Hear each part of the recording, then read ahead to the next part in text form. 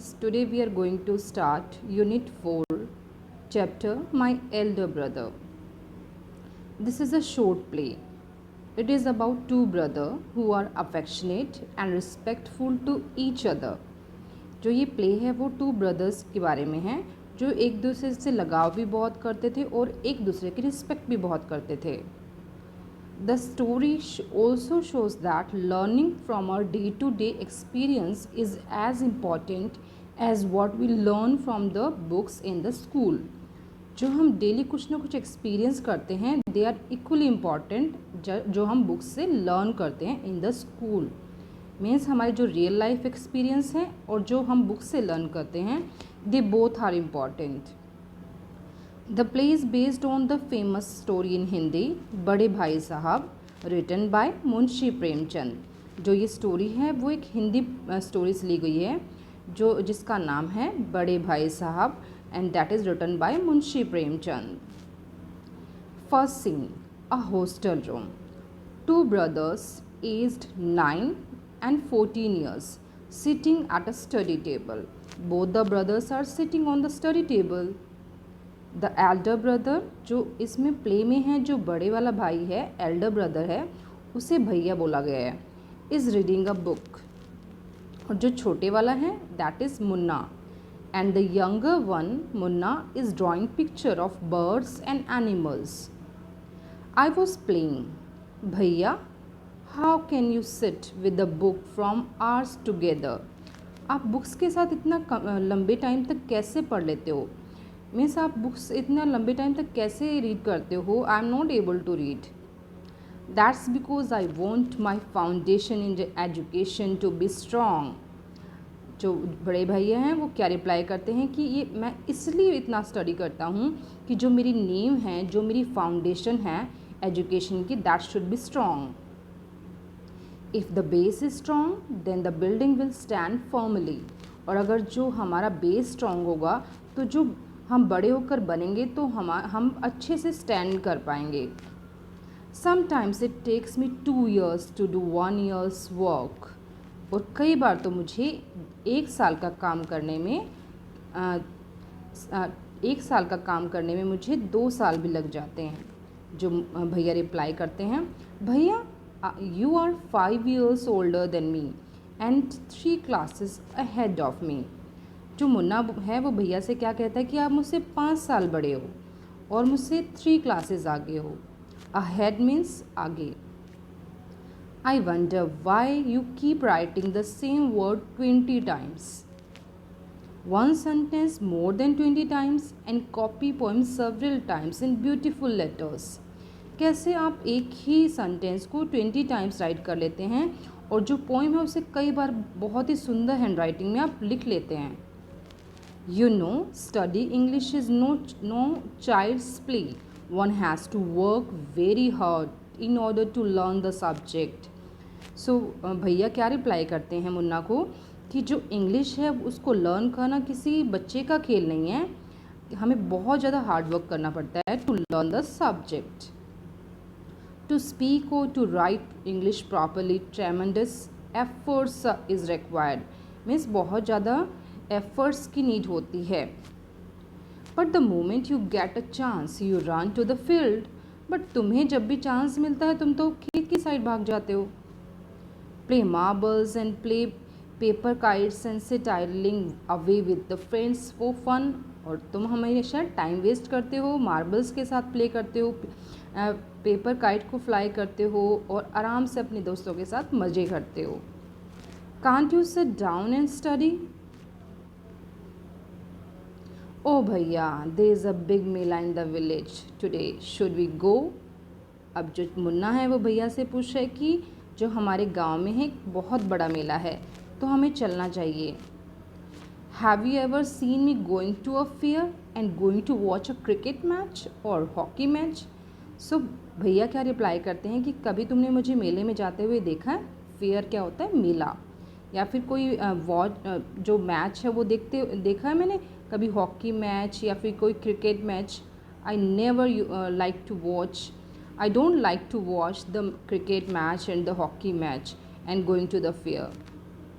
Do you expect to pass if you waste your time playing all the time? तुम expect करते हो कि तुम पास हो जाओगे अगर तुम इस तरह से अपना टाइम वेस्ट करोगे? You are simply wasting father's hard earn money. Hard earn money मतलब जो बहुत मेहनत से पापा पैसे कमाते हैं ना, तुम बस उनको वेस्ट कर रहे हो। Munna start crying on being scolded. Scolded means डांटना। जब उसने भैया की डांट सुनी, he started crying and sobbing sounds व ब हु आर हर्ड।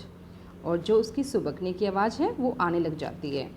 भैया, I feel like running away and going back home. मुझे घर जाना है। Now stop crying, put on a nice smile. अब भैया क्या कहते हैं कि रोना बंद करो और अच्छे से स्माइल करो। Look, I will make a time table for you to follow. Get up at dawn. मैं तुम्हारे लिए एक टाइम टेबल बनाता हूँ। So this is the time table that भैया हैज़ मेड फॉर मुन्ना। और भैया बहुत स्मार्ट थे, उन्होंने जो गेम के लिए कोई टाइम दिया ही नहीं टाइम टेबल में। So what the Munna is saying, but when is the time to play? Play? What is the need Munna? भैया पूछते हैं कि क्या नीड है प्ले करने की? Oh I love the green field, the gentle breeze, I want to jump up like a football. मुझे जो ठंडी ठंडी हवा चलती है ना, बहुत पसंद है। और मुझे फ़ुटबॉल की तरफ जंप करना मुझे बहुत अच्छा लगता है। I like to touch and go and हु टू साउंड्स ऑफ कबड्डी। मुझे जो कबड्डी में है टच करते हैं वो बहुत अच्छा लगता है, एक दूसरे को पकड़ना, और जो साउंड होती है वो बहुत अच्छी लगती है। And the hurry and flurry of volleyball pulls me like a magnet. Magnet होता है चुंबक, और जो ये कबड्डी वॉलीबॉल का मैच है मुझे एक मैग्नेट चुंबक की तरह खींचता है। As soon as I am on the field I forget everything. और जब भी मैं फील्ड में होता हूँ मैं सब कुछ भूल जाता हूँ। सीन 2। अब सेकेंड सीन में क्या होता है? The final exams are over and the result are out. और रिज़ल्ट क्या आता है? Alas I have fail once again. जो भैया है वो फेल हो जाते हैं। ओह बट भैया, I have passed and topped my class. और जो मुन्ना है वो क्लास को टॉप करता है। Now there is only 2 years difference between us. But my dear brother, don't be so proud. अब भैया क्या बोलते हैं कि तुम्हें इतना प्राउड फील करने की नीड नहीं है। You have passed only 1 class and you think that I'm stupid and you are smarter. Once in a while in a gully danda game you might get lucky and hit a goal. Means एक गुल्ली डंडे के game की तरह तुम शायद lucky हो सकते हो और मे बी आपने हिट भी कर दिया गोल को, but that doesn't mean you are smarter the game, you have mastered the game. That इसका मतलब ये नहीं है कि तुम उस गेम के मास्टर हो गए हो। You have to work hard to be successful in life. और अगर तुम्हें सक्सेसफुल होना है तुम्हें बहुत ज़्यादा मेहनत करनी पड़ेगी। When you have to study a subject like algebra and geometry in higher classes then you will understand the importance of hard work. और जब आप बड़े हो जाओगे और मैथ्स के डिफरेंट टॉपिक लर्न करोगे और डिफरेंट सब्जेक्ट को रीड करोगे, तब आपको पता चलेगी कि what is the importance of hard work. Hard work means बहुत ज़्यादा मेहनत की जो इम्पॉर्टेंस है तब तुम्हें पता चलेगी। In geometry if one rights ACB instead of ABC the answer is marked wrong. Maths में जो ज्योमेट्री में जो होता है उसमें अगर किसी ने बच्चे ने ABC की जगह ACB कर दिया है तो उसका आंसर क्या होता है? रॉन्ग मार्क किया जाता है। The examiner will not spare you. छोड़ेगा नहीं, स्पेयर मीन्स छोड़ना। They want you to learn word by word from the text book. Oh भाई साहब, this is scary. Scary means डरावना, ये तो बहुत डरावना है। I don't think I want to go to the 9th class now. जो मुन्ना है वो भैया से कहता है ये तो बहुत डरावना है कि मुझे 9th क्लास में मुझे नहीं जाना है। But I will still complete my day's homework so that I get no punishment in the class. पर मैं फिर भी आज का काम होमवर्क कंप्लीट करूँगा कि मुझे कोई पनिशमेंट ना मिले क्लास में। Just today we were asked to write a short essay on the topic punctuality in 4 pages. आज ही हमें भैया क्या बोलते हैं मुन्ना को कि आज ही हमें एक ऐसे मिला हुआ है पंचुअलिटी पे 4 पेजेस राइट करना. And imagine can something be written on 4 pages and still be short. It's all so mixed up. सोच के देखो कि 4 pages और वो भी शॉर्ट प्ले, सब कुछ मिक्स हो जाता है ये सब सुन के. तो thank God it was time for school and or else the scolding would have gone and on. कि अब शुक्र है स्कूल के ओवर होने का टाइम हो गया, नहीं तो ये चलता ही रहता. The scene 3. The result were out once again and it so happened that Munna passed and Bhaiya failed again. Bhaiya was really upset. Munna was also sad on seeing his brothers so unhappy. अब इस बार तो मुन्ना को भी बहुत बुरा लग रहा था कि उसके भैया को अपसेट देखकर. भैया now become gentler with Munna. अब जो भैया थे वो उसके साथ मुन्ना के साथ बहुत सॉफ्टली बात कर रहे थे. Munna become not here because of his this and studied even less than before. और मुन्ना क्या करता है इस बार ज़्यादा नोटी हो गया था और स्टडी भी कम करता था पहले से. Oh I am lucky I can pass easily. I need not study so hard now. I can play games with my friends and fly kite. अब मुझे ज़्यादा हार्ड वर्क की नीड नहीं है, मैं अपने फ्रेंड्स के साथ प्ले कर सकता हूँ, काइट फ्लाई कर सकता हूँ.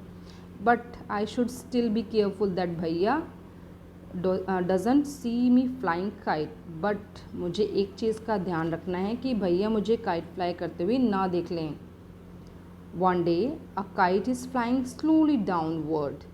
एक दिन क्या हुआ कि जो काइट है स्लोली डाउनवर्ड्स मीन्स नीचे की साइड आ रही थी धीरे धीरे. Munna start running in order to grab it. Grab होता है किसी को पकड़ना, ज़बरदस्ती से किसी चीज़ को खींचना या फिर उसको अपने पास ले लेना. तो ग्रैब होता है ये. अब देखिए आप सीन में देख सकते हैं कि मुन्ना क्या कर रहा है, उसको ट्राई कर रहा है अपनी साइड खींचने के लिए. सडनली ही कम्स टू फेस विद भैया. और अचानक से वो भैया के पास आ जाता है.